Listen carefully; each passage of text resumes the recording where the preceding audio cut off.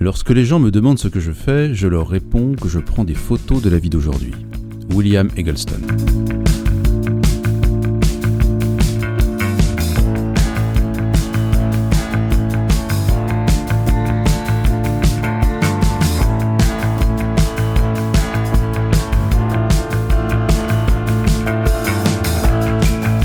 Une photo d'Eggleston, ça serait, je crois, dans un premier temps, les photographies emblématiques, c'est des aplats de couleurs, c'est des couleurs assez saturées, ce sont des vues décalées, spontanées, assez voilà, liées à l'Amérique, liées au vernaculaire, liées à la société. Et tout ça constitue le monde américain, le monde qui lui est très familier, je crois, sur lequel il réfléchit beaucoup. Il prend cette liberté de montrer la vie comme il est, avec une certaine spontanéité. On voit dans ce portrait de cette femme, dont j'ignore un peu le contexte, mais en tout cas, c'est finalement pas très bien cadré, les pieds sont coupés, mais tant mieux. Il y a souvent un objet ou un détail qui ne fonctionne pas, qui fait désordre. Tant mieux parce que c'est le signe, sans doute, ça renforce la spontanéité du regard, l'instantanéité de la pose, du bras qui se lève, une certaine brutalité, sans doute avec les éléments de l'image, cette chaîne, ce poteau, dans une certaine vivacité, spontanéité. On voit souvent une image finalement très construite. L'aspect qui m'intéresse dans le travail d'Eggleston, c'est effectivement l'aspect construit du travail, ça c'est certain, on en a parlé, et le rapport aux objets.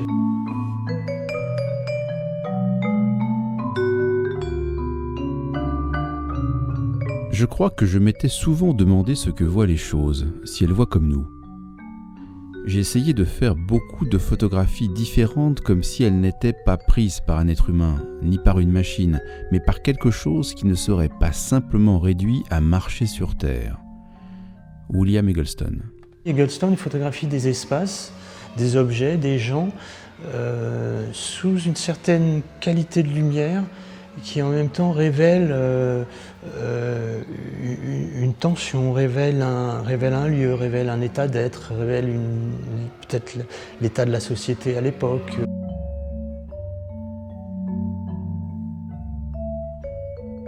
Cette photographie d'Eggleston, elle m'évoque d'abord son attention, parce que c'est pas la seule, son attention à l'objet, aux objets en général, au groupe d'objets. Probablement cet objet est un objet pour programmer de la musique, un ancêtre du jukebox. Et c'est peut-être un espèce d'aller-retour entre une lumière qui tombe sur les objets, qui va révéler l'objet, et en même temps l'objet qui va révéler la lumière.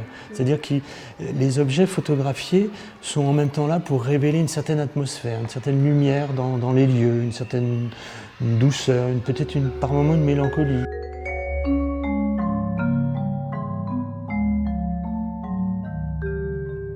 Il y a effectivement certaines images qui ont un aspect beaucoup plus brutal, où l'objet du coup a peu d'intérêt, est assez insignifiant et même repoussant, enfin pas du tout séduisant. Et donc comme ce plafond bleu avec cette ampoule sans abat-jour, enfin voilà, l'objet brut avec la douille visible, les reflets, les fils accrochés à même le plafond. Donc on sent typiquement la pauvreté peut-être là pour le coup du lieu et l'insignifiance du lieu.